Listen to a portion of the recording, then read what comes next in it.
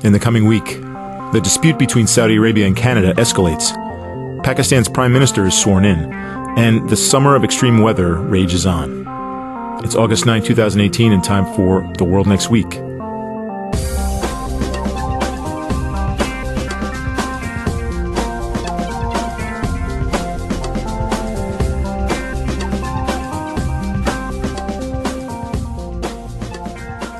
I'm Bob McMahon. And I'm Jim Lindsay. Let's start with the diplomatic drama that's playing out between Canada and Saudi Arabia right now. The two countries have been locked in a nasty back and forth that started, where else? On Twitter. What began as a series of tweets over the arrests of two Saudi activists has spiraled into something much more serious, Bob. Can you sort of give us a breakdown of how we got here and what's happening? Yeah, well, as you said, Jim, there's this, first of all, this Saudi crackdown, which actually doesn't begin with the two activists when we're talking here about Samar Badawi and Nassima Al-Sada, excuse my pronunciation. They are just the latest, most prominent members of women's rights activists in Saudi Arabia, among 15 or so now who have been arrested for seen as crossing the boundaries in terms of under Saudi law for protesting government actions regarding women or the rights of women in Saudi Arabia. Again, this is a time of supposed reforms in Saudi Arabia pushed by MBS, Mohammed bin Salman, the crown prince, which women have been allowed to drive, that the ban against that has been lifted. The change that got the most allowed attention. to go to sporting events and some other areas that would seem as an inexorable movement towards women's rights. In fact, it's not the case. And the Canadian Foreign Ministry was calling this out. Now, Canada is also where the spouse of another detained Saudi activist lives. Canada has interests in seeing the Saudis observe human rights, but also Canada is part of a long-standing tradition of calling out human rights abuses all over the place, and the Saudis typically are among them. Can I just catch you on this one? I mean, what happened was the Canadian Foreign Ministry has a Twitter account, as many do, and they tweeted out what seemed to me to be a fairly anodyne comment about what had happened and hoping for the release of these individuals. And it didn't seem to be a tweet that sort of stood out in any particular way in terms of the tone. It wasn't intemperate or anything like that, but the response from the Saudis was quick and vehement. It's surprised a lot of people, Jim. I mean, you're really getting at the crux of this story, which is why this reaction, why now, seemingly incongruously amidst what is supposed to be a reform effort. In fact, as I said, there is a crackdown happening at the same time, and I think it was an extra button pushed that the Saudis weren't willing to allow. And also sending a signal. Some have speculated that the Saudis feel like the timing is right to be able to push back on these types of statements, which they have heard in the past, especially from the United States. And the latest U.S. State Department Human Rights Report singles out Saudi Arabia for some serious abuses. If that's the calculation, it hasn't seemed to work terribly well. I mean, there's an old saying that you should never turn a one-day story into a two-day story. And it seems to me the Saudis, by their response, because it is so disproportionate, include, as I understand it, directions to Saudi students, of which there are thousands, studying in Canada to return home.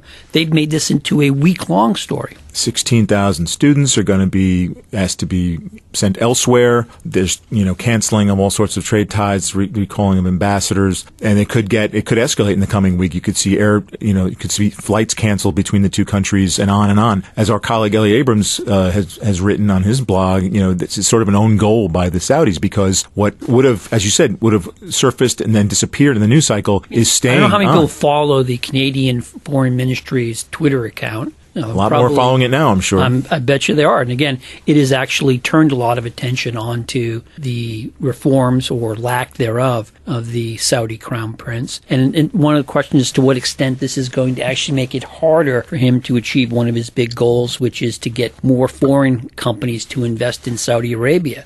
Well, among the things at stake is a pending deal between the Saudis and the Canadians, a military deal, quite lucrative, something on the order of $15 billion of Canadian vehicles. We'll see if that's a casualty to this. I mean, the rhetoric so far is not giving much room of wiggle room to back down or to save face on either side. A number of pundits have sort of swung and turned their view towards the U.S. Like, what do you say? And so far the response has been fairly muted from the U.S. The State Department spokeswoman said essentially the two sides need to work this out for themselves. Now, again, as I mentioned, the U.S. has not been silent, at least from its typical human rights organs, about Saudi behavior. The Saudis tend to respond to U.S. criticism in different ways. But there is some speculation that under the Trump administration, human rights are not going to be given the soapbox that they've had. Well, I don't think it's speculation. It's not speculation. It's pretty clear that the human rights Trump vis-a-vis the Saudis in particular, and lots of other countries, the United States has looked the own way. I mean, President Trump, certainly when he was candidate Trump, in essence said we aren't in a position to lecture anybody else. And it should be noted, previous administrations, while making statements, while parts of administrations have made statements about Saudi human rights record, have continued to conduct business and treat the Saudis as serious allies. So there's this ongoing tension involving human rights issues, and the fact that they've clearly risen under U.S. administrations, and what's their real role in statecraft, we'll have to see. We've heard, as we've mentioned in this podcast, Jim, sort of inconsistent comments from the Trump administration about human rights. Iran and periodically North Korea. You've heard it mentioned, although not under the latest summit. Until a couple weeks before the Singapore summit, right. The other country that the Trump administration has talked about human rights is in Venezuela. That's right. But not a lot of talk about, let's say, Myanmar, Burma, with the plight of the Rohingya. That's right. Or a number of other countries. So these are tough issues in any administration, but under this particular one, again, the speculation has been that the Saudis will have more sort of free rein to go and push back more robustly against a U.S. ally, calling out a situation than they would have under. Well, we saw that in the Gulf last year with the embargo they placed upon Qatar, and I think the reading most experts had, and I think it's a fair one, is that Riyadh feels that it has a lot more leeway given a Trump presidency to sort of push its interests, that the United States is not going to compel them to back down. And this comes at a time, again, looking at the broader human rights infrastructures, as it were, where the U.S. has pulled out of the UN Human Rights Council, which was the most prominent world organ for not to say the UN Human Rights Council always got it right. I mean, part of the problem right. there was it was captured by non-democratic countries, and that gets us back to the question of, is it better to be inside the tent, combating it, or leaving the tent entirely and letting non-democratic countries run things and have this sort of facade to protect themselves? No, it is a fraud issue. I think what you're sensing, though, amongst the international human rights community, by that I mean NGOs, UN organs, parts of various major Western industrialized governments, is that the typical standard bearers of human rights issues are not out there, blowing the trumpet as loudly as before. And by that I mean usually the U.S. and then the ongoing problem of the Human Rights Council, the coalition of abusers, as some have called it, sort of that are part of that organization, the disproportionate impact or focus on Israel and its violations and so forth. So this issue, as you say, though, Jim, the Saudis have decided to make a point of it. It is dominating the news cycle. It's going to be that way, I think, for at least into the coming week. And we'll see whether there's any sort of back down happening on either side. I would be surprised if the Canadians back down. I mean, you tossed out some of the numbers in terms of deals that are at stake and students that may be forced to leave Canada or not return to Canada for school. But in terms of the overall size of the Canadian economy, I'm not even sure it's decimal dust. And again, I think part of the Canadian identity, certainly in its foreign policy, is that it should be standing up for democracy and human rights. So I think it would be very unusual if the Canadians back down. And again, I think that the Saudis are sort of taking a play out of the Chinese playbook. The Chinese have been perhaps the most vehement in using economic coercion against countries that it sees as criticizing how it treats people in its own country. You saw that, you recall, a number of years ago when Great Britain, the United Kingdom, had the Dalai Lama visit, and the Chinese essentially put economic relations with the United Kingdom on hold or in the icebox for a couple of months, even a year or so, to sort of send a message home. And that's one of the questions, of using economic power to basically force people to abandon their commitment to democracy and human rights, and how effective is that? And obviously, if other democracies turn the other way, turn their back on countries that are singled out, a lot easier to make that tactic work. And, also worth noting, jumping to the Saudi defense initially were countries like Russia and Egypt saying, they are against the politicization of human rights. So, there is a sort of a pattern that's emerged here. Yeah, there's a lack of sincerity in those comments. Well, Jim, let's move along to Pakistan, where the former cricket star Imran Khan is set to be sworn in as the new prime minister. Pakistan is celebrating its Independence Day as well. Now, Khan and his party have inherited a distressed economy, and there's many questions about aspects like Pakistan's relationship with China as well as with the West, so-called West. What can we expect from Khan and his party when they take the helm? We're going to see Mr. Khan confront reality.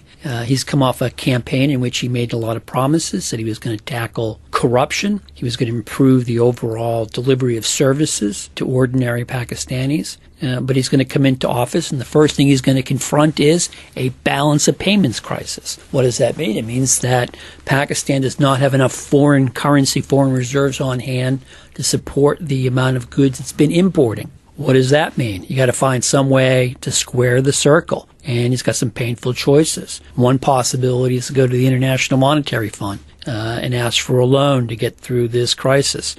IMF doesn't just hand out money, it imposes conditions. Conditionality is the term of art. And that will force Pakistanis to tighten their belt. Another possibility is he turns to China and asks China to sort of underwrite it. And that We've already got some debt piled up with China. And this gets back to this broader issue we've touched on a couple of times in the podcast about debt diplomacy, that the Chinese have, in essence, been writing checks for people, getting them in debt, and then they have leverage over countries. One of the classic cases is further south in South Asia, go to Sri Lanka, in which the government in Colombo, in essence, borrowed money and then discovered it couldn't pay it back, and now it's been selling off national assets to the Chinese or providing them as collateral. Turning over collateral. Yeah. So I think it's a big challenge. And I think, broadly, one of the questions is to what extent does the inauguration of Imran Khan really change anything in Pakistan? Now, in our companion podcast, The President's Inbox, I sat down with Christine Fair, who's an expert at Georgetown on Pakistan,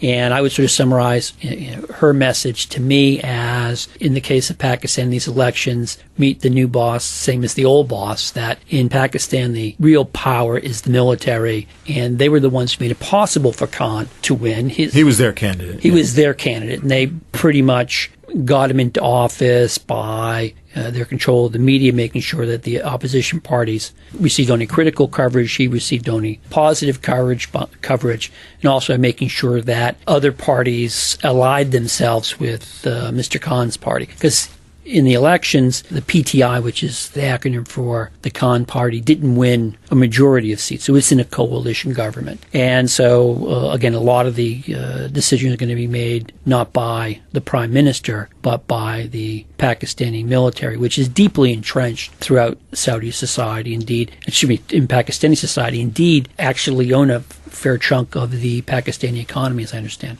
And that means in areas like, let's say, Afghanistan, you have the status quo of the country, while it has its own Pakistani Taliban to worry about, it continues to provide basically de facto a safe haven for the Afghan Taliban.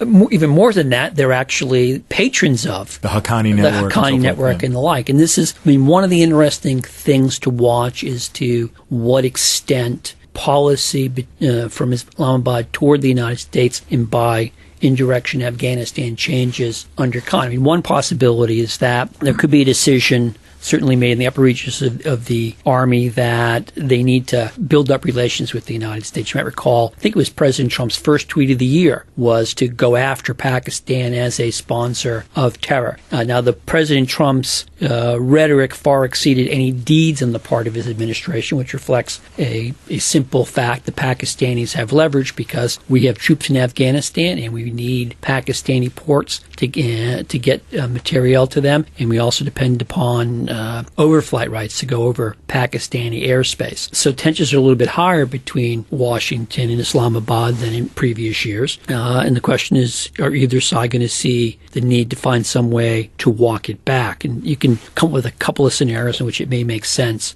for the Pakistani military to do that in the short term, a little bit harder to do it in the longer term. And of course, the bigger question is, what are relations between Pakistan and China? And one of the concerns is that Pakistan is going to get closer to China, and that will provide China with some strategic leverage in the region. And conversely, from the vantage point of Islamabad, they're worried about closer relations between Washington and Delhi. So a lot of moving pieces here. And you mentioned Delhi. The Didn't come up in a huge way in the campaign, seemingly, but it's a little bit intriguing to have this, as we've said repeatedly now, a former cricket star leading the country. This is a cricket-mad subcontinent, in South Asia in general, and India and Pakistan have had cricket diplomacy in the past. Any sense that Khan can turn over a new leaf in relations with India? Potentially, and I think you got to put it in context. I mean, my friends who come from cricket-mad countries tell me that I cannot, as an American, understand how important cricket is, particularly in the Indian subcontinent. That it's like the World Series and Super Bowl and the NBA Finals all wrapped into one. This is a dominant topic. So, and Khan has some fame, and of course, there are plenty of examples of countries using sports as a diplomatic opening, perhaps the most famous one to Americans being the table tennis ping pong team that went to China. So it's possible. But again, what you don't know is sort of at the end of the day, where is the Pakistani military? How much freedom of maneuver it's willing to cede to its hand-picked prime minister. And then there's a question of how adroitly can he exploit whatever freedom of maneuver he has. And, always the problem in these sort of conversations, you talk about issues in isolation. Well, if you are advising soon-to-be Prime Minister Khan, you don't have to worry about, okay, what are we going to do vis-a-vis the Americans and the Chinese? How are we going to negotiate with the Indians? You have a whole slew of internal domestic problems. And again, part of the problem is if you do something, let's say, on health care for Pakistanis, that could run into the fact that you just promised the IMF that you're going to tighten your belt. And how do you square the circle? What are your priorities? How do you do trade-offs? He's going to have a very, very full inbox. And again, he doesn't have a majority in the Pakistani parliament. It's not clear how much freedom of maneuver he has vis-a-vis the military. And then you have this issue that he's promised a new Pakistan and that he's going to go after corruption. Going after corruption seems to be a very popular plank in democratic and non-democratic and quasi-democratic countries. And the problem is that once you start going after corruption, assuming you're going after anything other than trivial examples, you are touching upon people who are quite powerful. And how does that play out? And again, if you look at the involvement of the Pakistani military in its society, it's not something in which the military is separate from society. It's deeply intertwined. They have economic interests. And, when you start offending some people, you can find it a lot harder to navigate. So we'll get to see how good a politician Imran Khan is, because he's going to have to balance a whole large number of balls. Sounds like a rather sticky wicket, Jim. Pardon the phrase. Yes, it is. I believe it's a cricket term. It is indeed. Have you ever been to a cricket? It's the only one I've done. Have you been to a cricket match? I've watched a few unfathomable sports so far for me, but I'll try. I'll keep on trying. Yeah, I tried and gave up. I went to a cricket match in London and was totally baffled. I had no idea what they were doing or why they were doing it. We're both baseball fans, and we should know better, but we don't. I know, and my cricket fans, of course, my cricket friends or friends who are fans of cricket tell me that who am I to complain since I like baseball, but... Okay, Bob, let's wrap things up right here in Washington, where it's safe to say we're in the middle of a heat wave. It's been stiflingly hot and humid all week. And it's not just here. Countries all around the world have been facing extremely high temperatures this summer. We've set records everywhere from California to Norway. More than 60 people were killed in wildfires just outside of Athens, Greece. Japan has declared the high temperatures there a natural disaster after thousands were sent to the hospital with heat stroke. Here in the United States, again in California, firefighters are combating very large wildfires. I believe the Mendocino fire in California is the largest in the state's recorded history. Are these just random events that just coincidentally happened at once, or are they somehow connected?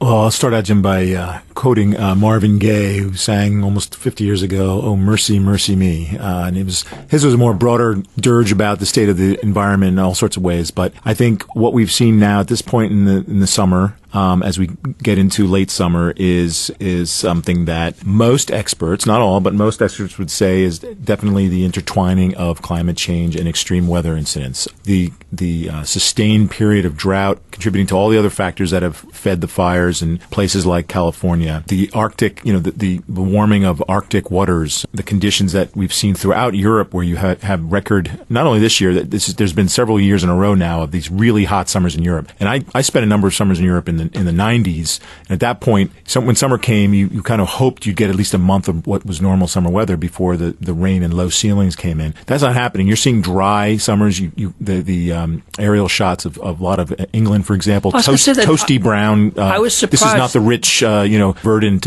England that people remember because this is a new situation now. Yeah, the New York Times ran a series of satellite photos of Great Britain over the course of the month of July. You normally think of London and England as a place where it rains a lot, but you see it sort of go from verdant green to brown. Right. And so, so taking on this summer, it's really about this really hot, unusually hot weather, but also the now sort of consecutive years that you've had hot weather of a sort that has not been usual. Last year we saw after a hot summer a really violent early autumn of storms. The forecast so far call for much fewer, but we'll have to see what happens. But you saw some really awful destructive storms hit the Caribbean and the U.S. mainland in some cases last year. And this is continuing. These are the pace and the volume of these types of incidents cannot be ignored. According to many climate scientists, our climate is changing. The climate is changing. And this is the consequence of a changing climate. Again, it's been, for me, 30 years since I went to the first conference, or at my first conference on climate change. It was at a national laboratory outside of Chicago. And as best I can tell or remember, every prediction that I heard made then 30 years ago has come true. And one of the arguments that I heard then was that as the globe warmed, you would get more extreme weather events. Not only would you just get warmer, but you would get worse weather. And that seems to be happening. But when I pick up the paper and I read about these events, I see very little coverage linking them together. They're just all treated as one-offs. Yeah, there's a lot about the what, but not so much about the why. And you picking up the paper, if you picked up, say, USA Today, for example, this week, you have Interior Secretary Ryan Zinke going on at length about what needs to happen to prevent wildfires, and he focuses on the practice of forest maintenance and clearing away dry brush and sort of the nuts and bolts of getting rid of the tinder and thinning out the catalyst for fires. He doesn't once mention climate change. And I'll note we're actually seeing large numbers of fires in the Arctic Circle, which just seems... Russian tundra, you've seen incidents in places like Japan where you're not used to seeing these types of reports, or a number of people dying from the heat there. I mean, it's the what, the why, and the so what seem to not be getting as much attention, although the so what is getting more. There's been a lot. It was a leader in this past week's Economist about sort of what is to be done, whether everything from again continuing efforts to try to limit carbon as a source of energy to geoengineering and mitigation of coastal flooding and things like that. It's sort of all of the above that needs to be considered, but it's here not. In the United States, nothing's happening.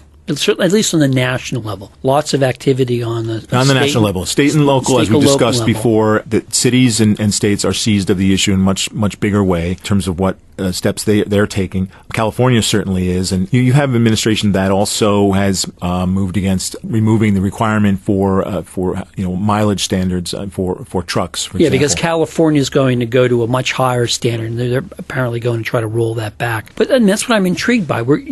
The original argument was that climate change wasn't real, and now we have a lot of evidence to show that it is real. Beyond reasonable doubt, as influenced by the behavior of humans. So the creating right. Then it was, well, maybe it's changing, but it's not because of human behavior. We don't know. I think it's pretty clear that the climate is changing. It's going to have immense consequences. Yet we have these events. Extreme weather events, and they haven't seemed to have moved the needle. And not only that, I don't hear anybody in Washington talking about it as this clearly shows we need to do anything. It's as if climate change just sort of left the building. And I'm just surprised at the politics of this, because it seems as you get more evidence that something unusual is up, you're getting less talk about it.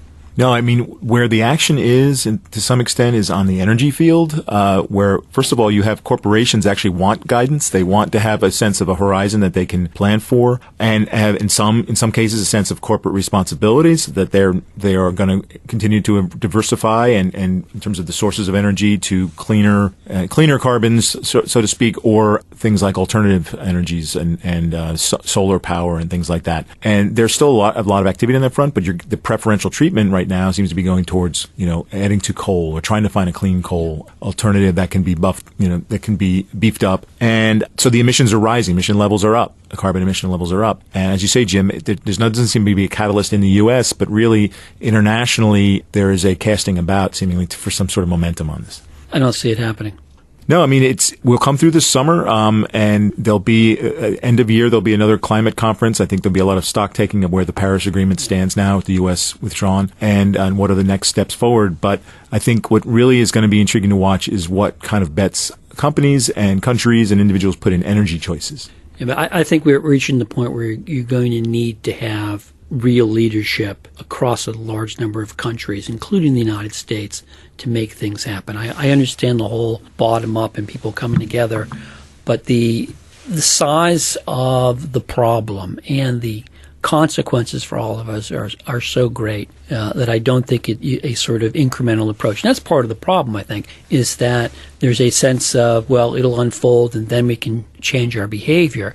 And the problem we run into is, in essence, you're injecting a whole lot of momentum into the system, and it will take a long time to reverse it. In fact, it may not be reversible. You may, in essence, create a new climate equilibrium, which we will not like. Well, and not only that, I'm struck by a comment I heard on an NPR broadcast related to the California fires, where they asked an expert, I believe he was a climate expert who's followed those issues for years, and they said, is this a new normal now? And he said, he basically dismissed that phrase, saying it's not a new normal because every year we're seeing things that we never saw before. That it's basically what's the threshold for extreme weather that people are willing to take before they start to come back to the issue of what are the options for mitigating climate change or human activities that are seen as contributing to that. So we'll stay tuned on that.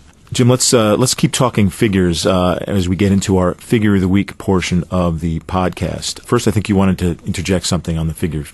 Yeah, so I need to file a mea culpa. Last week, during the Figure of the Week discussion, I offered up the theft of crown jewels of Sweden. Well, it turns out, while there was a theft in Sweden, it wasn't literally of the crown jewels. What was stolen were 2 crowns and an orb, made for the funerals of King Charles IX and his wife Christina the Elder. They ruled back in the 17th century, and the actual crown jewels are still safely under lock and key in Stockholm.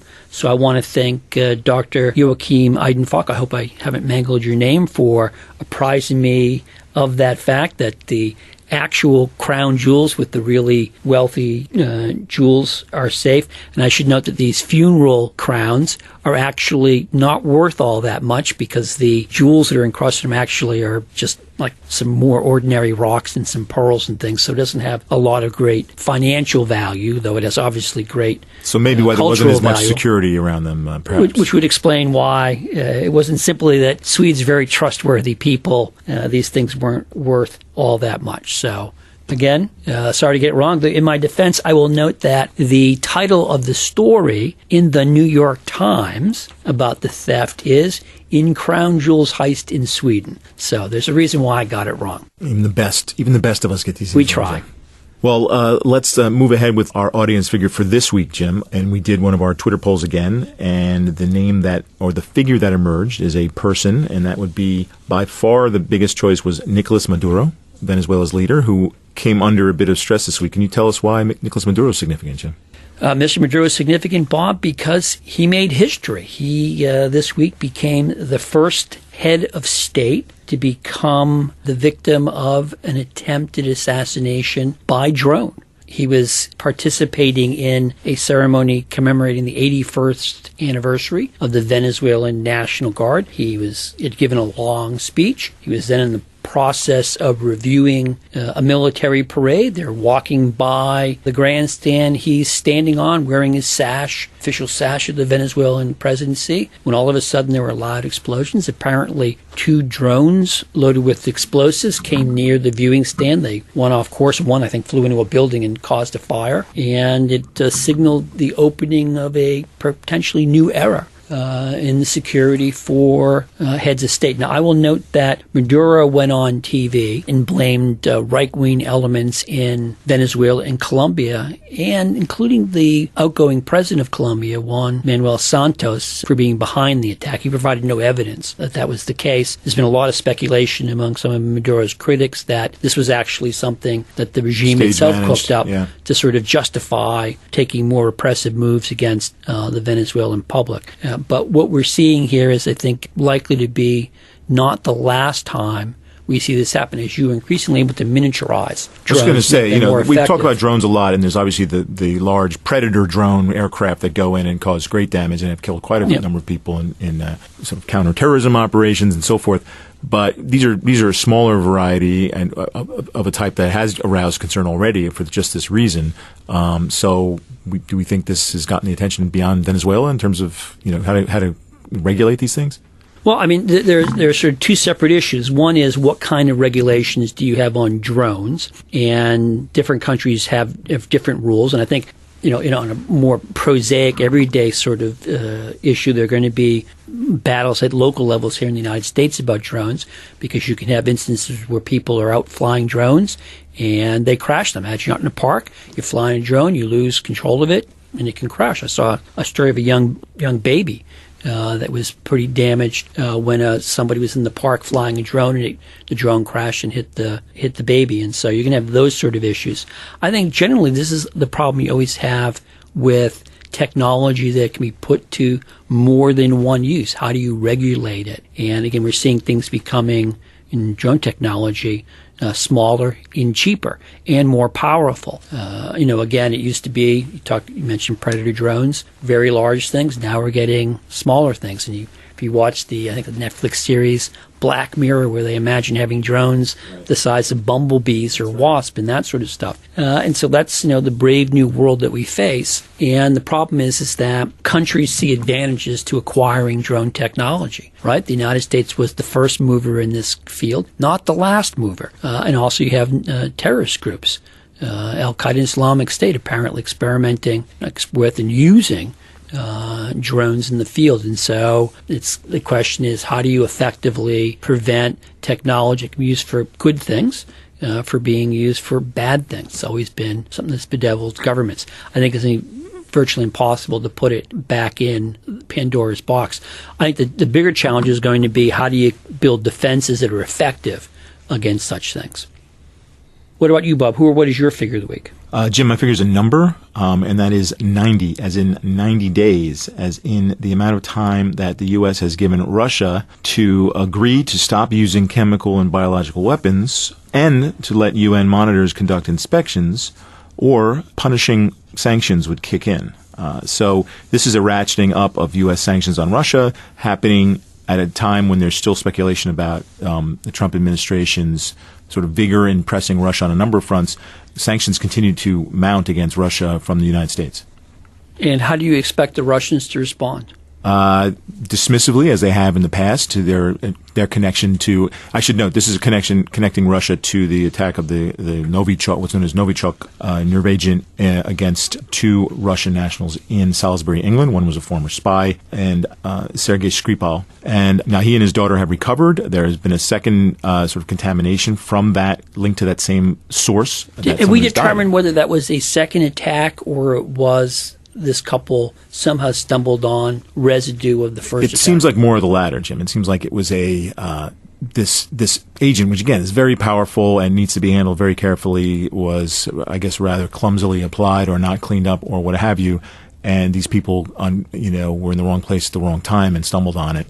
But it has aroused a great deal of concern in England that these materials were allowed to be, or were were deployed there. And again, there has been very little Russian. Certainly, it's as it has dismissed any charges, it has also refused to cooperate in any fashion with investigations into this, and can be expected not to respond affirmatively in the future. What will be interesting to see, though, is that this 90 days that I mentioned, if that elapses and as expected, there is no sort of Russian move to respond the way it's been requested. Things like, you could see the suspension of air flights between Russia and the U.S. I mean, a real ratcheting up of trade that has been allowed to continue while other sanctions have kicked in. A lot of the other sanctions that have followed since the Crimea annexation, which triggered a bunch of sanctions, have been a little bit more surgically focused on different sectors and different individuals in Russia. This one is broader, and it deals with security sector, but also, as I said, things like Aerofly flights. Help me understand one thing, Bob, which is we now have the administration imposing more sanctions on Russia. We had other sanctions previously, but we have a president who, when he speaks publicly about Russia, talks about wanting to have a better relationship and doesn't blame Russia for things that have happened. Is this a deliberate attempt to play good cop, bad cop? Is it that the administration is not all singing from the same song sheet? What sense should I make of it? I've seen analysis and speculation on both counts, Jim. I mean, I think at the end of the day, the president continues to treat Russia and Russian President Vladimir Putin a certain way, with a certain deference, and always holding open the option for opening up or improving relations between the two countries, and investing a lot in personal relations. They had this meeting in Helsinki, much ballyhooed. He had a private meeting that we still don't know a heck of a lot about between himself and Mr. Putin and two translators. There's a second meeting that's been called that might be happening before the end of this year between the two leaders. And all to what end, we're not sure. There was a bit of controversy arose out of the first meeting for a number of reasons. First, it was the press conference that immediately followed, where the president was not backing up his own intelligence community, and then seemed to scramble later and in fact referred to a double negative that he meant to say, referring to the reports about Russian involvement in the U.S. elections. He has gone out of his way to call Russian tampering in the 2016 elections a hoax. Even on the more recently, on the same day that the main officials of his national security organs came out at a White House briefing and stood up and said Russia has tampered and remains a very serious threat. So there's a disconnect here, Jim, that has defied understanding. I have not seen any sort of lucid analysis about exactly what is about this, other than speculation about the president's motives. So we'll have to see whether it's just his way of trying to keep inject a little bit of uncertainty and potentially leverage into U.S.-Russian relationship. Who knows? What is interesting, though, is the fact of the matter remains sanctions are going forward, and they continue to roll out. This latest round, I think, caught a lot of people by surprise given the context of things, but follows the letter of the U.S. law as it involves chemical and biological weapons. And there are people in the National Security Council, the military intelligence community, who are very concerned about Russia and who continue to pursue these policies that they are allowed to pursue, even while their president is out sort of singing a different tune on it. Jim, how about you? Who or what is your figure of the week?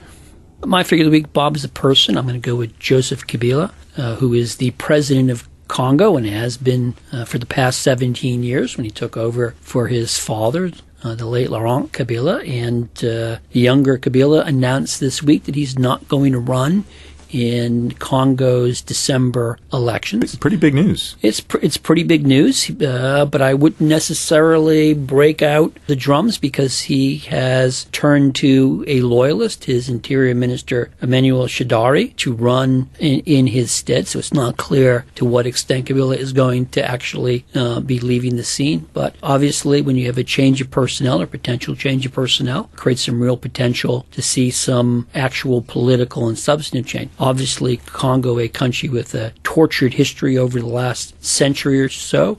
It is a country that is both large and has immense wealth that does not go to the people. So we'll see sort of how this plays out, whether this is sort of a real door opening leading to potential improvement for the lives of the people of Congo, or whether it is simply going to be a replay of the kind of predatory politics that we've seen so often in Congo's history. Yeah, I mean, that's the last point especially, Jim. I mean, the predatory and Joseph Kabila is seen by many in the opposition and in the broader sort of expert community as chief predator of Joseph Kabila, and him not running being seen as an important step in trying to walk away or emerge from its real nightmare period. I mean, it bears repeating. Congo's civil wars of recent years have been the most deadly, I think, of any in Africa, where you have the worst civil wars in the world taking place. So, the death toll is in the millions in the Congo, and again, it goes back even further from the time of the Belgian conquest and colonies. Whether you have read Joseph Conrad's Into the Heart of Darkness, which is based on that, through any of the number of incredibly good books written about that period, Congo has gone through just incredibly tough and hard times under leaderships that were interested in extracting resources, and ordinary Congolese have been the victims of just massive crimes. And so you hope that perhaps this is a turning point. And we talked last week about some of the good news coming out of Ethiopia, and so hopefully we'll see somebody who maybe sort of follows in those same steps. And that's our look at the world next week. Here are some other stories to keep an eye on. NASA launches the Parker Solar Probe on a mission to the Sun. And the anniversary of the construction of the Berlin Wall is marked. Let us know how you feel about the world next week, or tweet us your figure of the week at CFR_org using hashtag TWNW. Also, be sure to subscribe to the world next week on Apple Podcasts, Stitcher, or wherever you listen to your podcasts. Please note that opinions expressed in the world next week are solely those of the hosts or our guests, not of CFR, which takes no institutional positions. Today's program was produced by Audrey Bowler. Thank you, Audrey, along with senior producer Jeremy Shirley. Corey Cooper, Chad Borgman, and Angela Peterson provided research assistance. This week, our recording engineer was Sydney Burton. Our theme music is provided by Miguel Herrero and licensed under Creative Commons. This is Jim Lindsay saying goodbye. And this is Bob McMahon saying so long.